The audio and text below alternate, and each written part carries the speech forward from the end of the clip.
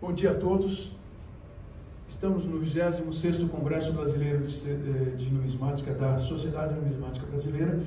No segundo dia de palestras de hoje, nós temos um palestrante que já foi presidente da Sociedade Numismática Brasileira, Cláudio Marcos Angelini, que vai nos apresentar uma conversa importante sobre dois livros que ele, inclusive, apresenta aqui no Congresso. Cláudio, muito obrigado e, por favor. Meus amigos, bom dia. Para mim é uma honra estar aqui novamente no Congresso de Numismática e agora para lançar mais dois livros que eu acho bastante importante para os colecionadores que gostam das moedas brasileiras e moedas da história de uma forma geral.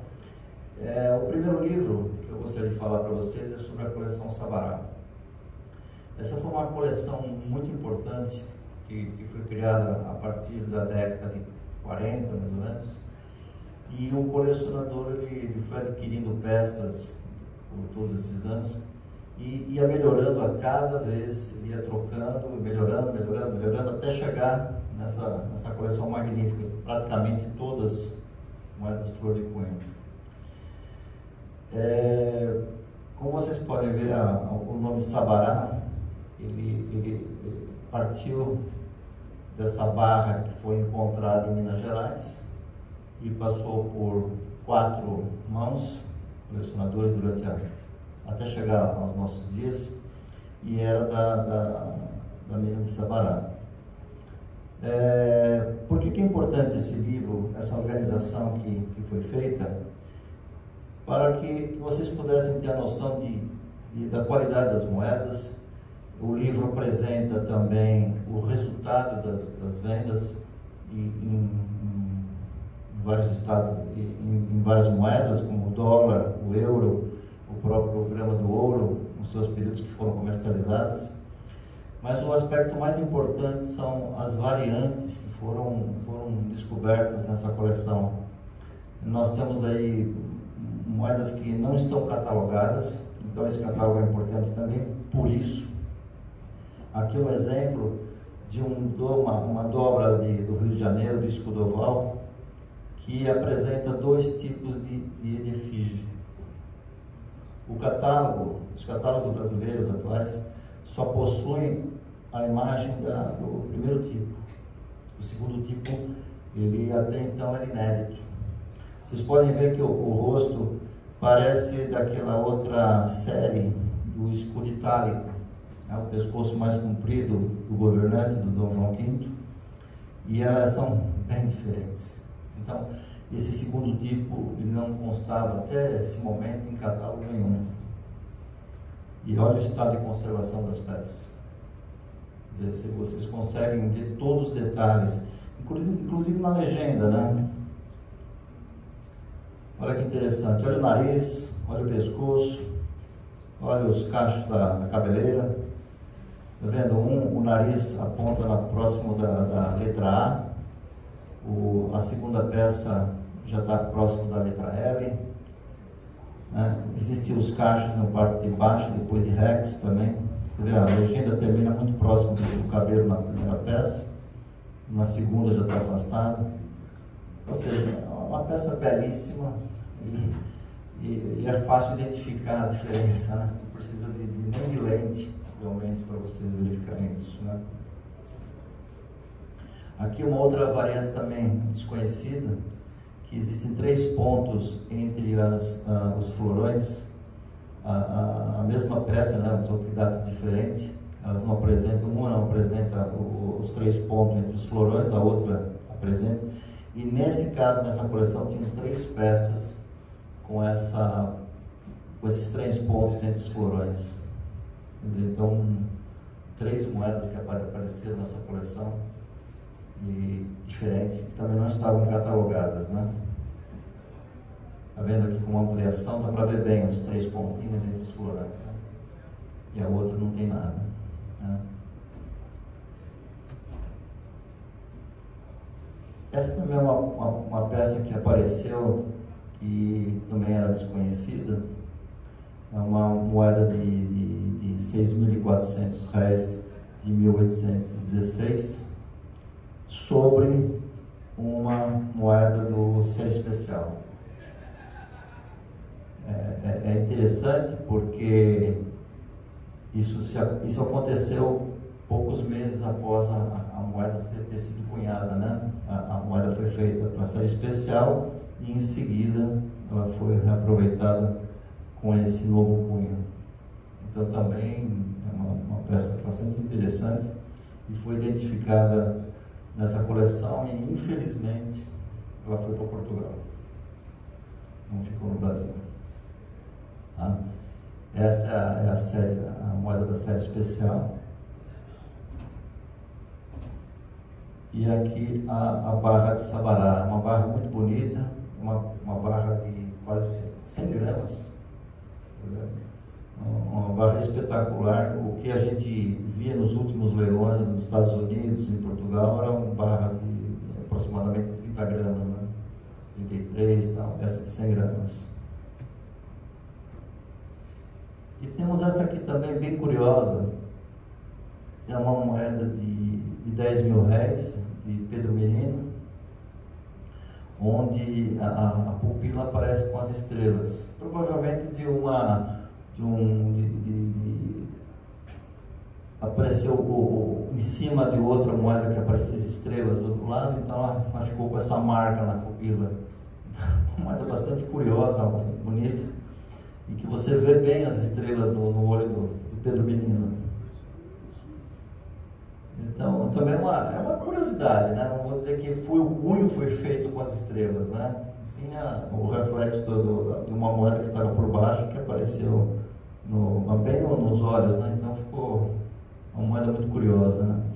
Depois tinham outras peças também, com Dom Pedro II, com uma cunhagem que parecia que estava com brinco. Então também está no catálogo e ficou muito assim curiosa. E aí, como vocês podem ver... de ouro? Oi? Essa que parece um brinco não é um lóbulo duplo, não. Porque na 2.000 réis de prata, eu encontrei esse defeito esses dias, já vi duas. Com o lóbulo duplo? Só na orelha aparece. É interessante que só aparece lá. Na orelha. E ela não é duplo em mais nenhum outro lugar da moeda. É só ali, né? Não sei se é o mesmo caso aí. Não, era diferente, né? Porque o cunho é totalmente diferente da de prata, né? Não, eu sei, mas a gente encontra que tem algumas coisas feitas de propósito, lógico, né? Você encontra vários metais. Você encontra no ouro, você encontra na prata e... Interessante. Tá? Mas essa foi a única que foi encontrada... Eu tenho reparado essa comparação de cunhos. Entendi. Às vezes não faz. Porque quem estuda, às vezes estuda só ouro, quem estuda às vezes só prata. Sim. Quem estuda prata só estuda, não estuda prata. É, como tem a barba solta, tem o rabicho e tal. Essa apareceu parece uma argola mesmo na orelha do Pedro. Bastante interessante. Tem a foto no catálogo também, né? E aqui, como as referências, como eu falei dos valores, você tem o preço em dólar, você tem o ouro, o euro, o grama do ouro, uma onça de ouro, e para os leilões que ocorreram entre 2019 e 2021, né? Por esses catálogos, né? Tá? Eu vou mostrar para vocês o catálogo.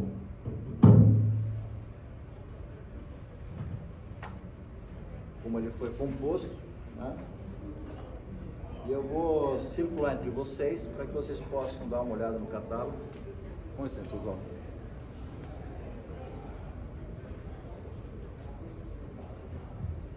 E no final a gente faz um sorteio desse exemplar para vocês que estão aqui. Tá?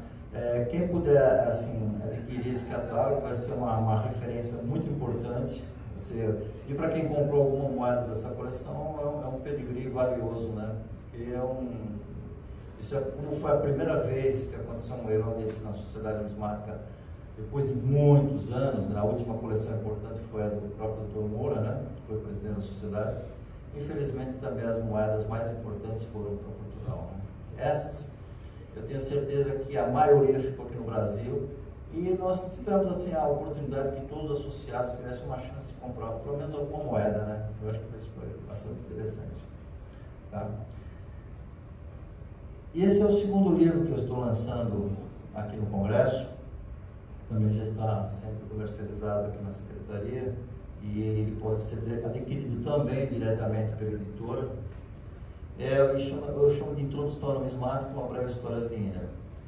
Esse é um livro que eu acho que gostaria de fazer desde criança. Quando a gente começa a colecionar, a gente sempre quer colocar no papel aquilo que a gente está aprendendo para mostrar para as pessoas, para os amigos, para os familiares, o que você tem, o gosto pela coleção, né? Eu me lembro que a minha primeira moeda, como acho que todo mundo, né, encontra em casa. Em algum canto tem alguma moeda esquisita lá que você acaba descobrindo, ou na mala do pai, que viajou, ou alguém deu de presente, alguém que o pessoal está aí, nós estamos bem. E o que eu fiz? Eu encontrei uma moeda em casa, uma moeda da Argentina, de 1883, de cobre, e eu peguei o bombril, passei o bombril nela, limpei com caol, e aí ela ficou brilhante. Eu falei, nossa, essa moeda deve valer uma fortuna, deve 1.800 e pouco, eu vou vender, né? Aí não deu outra. Eu fui para a Praça da Sé e ofereci lá com um comerciante que tinha lá na praça, tinha umas bandejinhas ali. Eu falei, eu quero vender essa moeda raríssima, né, que eu tenho aqui, porque eu tenho outros interesses, né? Aí o rapaz falou assim, olha, essa moeda é comum, ela custa aí, o dinheiro de hoje vai 50 centavos aqui na bandeja. Eu falei, não é possível, uma moeda de 1.800 custa 50 centavos. Ele falou, não, é verdade, olha aí que você vai achar uma parecida, né? E não é que eu encontrei mesmo a bandejinha do cara, tinha um monte de moeda igual. Aí tinha outras mais bonitas que a minha. E aí eu vi uma moeda inglesa com uma caravela, uma moeda de cobre. Era meio pênis da Inglaterra, que eu achei maravilhosa, linda, um cobre assim, que parecia uma moeda de ouro até, né?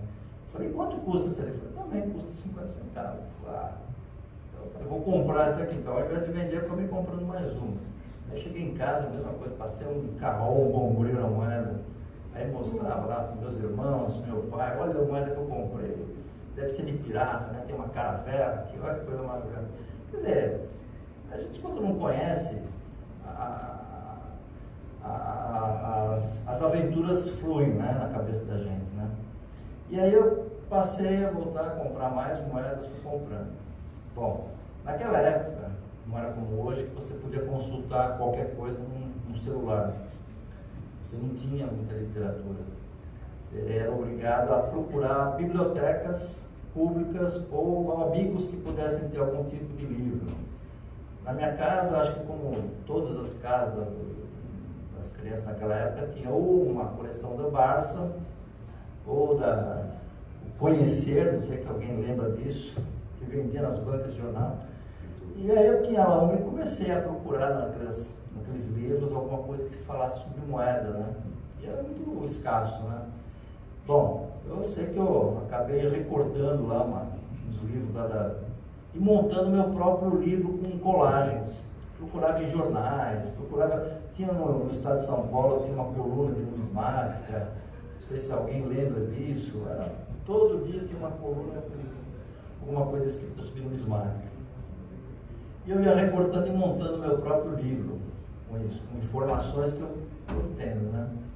Bom, essa ideia de fazer esse livro de introdução à numismática, então, é bem antiga. E aí eu acabei, há uns 10 anos atrás, colocando isso no papel. Mas também tinha dificuldade de encontrar editora que se interessasse para cunhar, para produzir um livro desse, para editar, né? E isso ficou lá no meu armário um tempão. Dediquei até minha filha, hoje minha filha já tem um neto, então nem deu tempo de dedicar o meu neto, ficou para minha filha mesmo. E aí eu coloco tudo aquilo que eu gostaria de ter aprendido na época, eu coloco nesse livro. E esse livro, na verdade, é a história que eu gostaria de contar para as crianças hoje. Por que colecionar moeda? Por que colecionar selo ou papel moeda? A gente aprende muito com a numismática, né? Não só aprende a ter o valor das coisas, mas assim, a história geral. Na época que eu fui presidente, a gente fez um curso para crianças. Nós demos aula para quase 12 mil alunos de escola pública. Contratamos o pessoal da USP, nós somos escola em escola, dá uma aula. Não para falar, olha, vocês têm que começar a colecionar moeda, não isso, mas dá o valor, porque o dinheiro traz a cultura geral, e isso é muito importante para as crianças. Hoje elas esquecem como aprender a cultura geral não é só através dos livros, né? E aí eu conto um pouco da história do dinheiro do papel, o dinheiro no Brasil, os padrões que o Brasil teve, o padrão monetário brasileiro, os escudos que se apresentam nas moedas de ouro. É um livro assim, que aborda um aspecto geral da numismática, e para quem quiser começar a colecionar, pode ser um bom guia. Eu não digo que seja um catálogo de moedas, mas sim um livro que seja atraente para os olhos das crianças, né? Que instiguem esse conhecimento, que procurem, através de uma moeda só, tudo que ela pode nos fornecer de informações, né? Vou passar também o livro que está aqui comigo, por favor, Oswaldo. Pode passar o pessoal a olhar.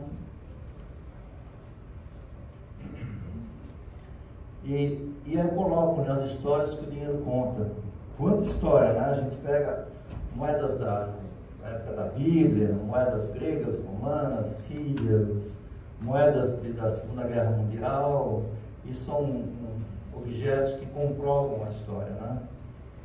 E eu falo um pouco do que é o colecionador, como colecionar, como procurar comerciantes e a própria Sociedade Numismática Brasileira que pode orientar esses colecionadores.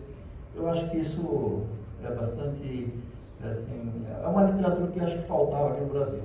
Eu já vi isso nos Estados Unidos, eu já vi na Europa, na Alemanha, na Inglaterra, mas aqui no Brasil não tinha uma publicação que falasse a língua das crianças e mostrasse a importância dessa coleção que a gente acaba se apaixonando, né?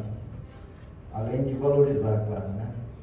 Meus agradecimentos à Sociedade Numismática Brasileira, a todos aqueles que, de uma forma ou de outra, me ensinaram muito o que eu aprendi sobre numismática, e que me estimularam a pesquisar, a procurar nos livros do Google, com outros colecionadores,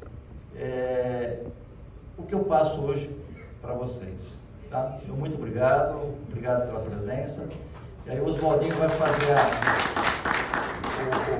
a entrega de um livro, de um exemplar da coleção Sabará, para as pessoas que estão aqui presentes. Muito obrigado. Viu?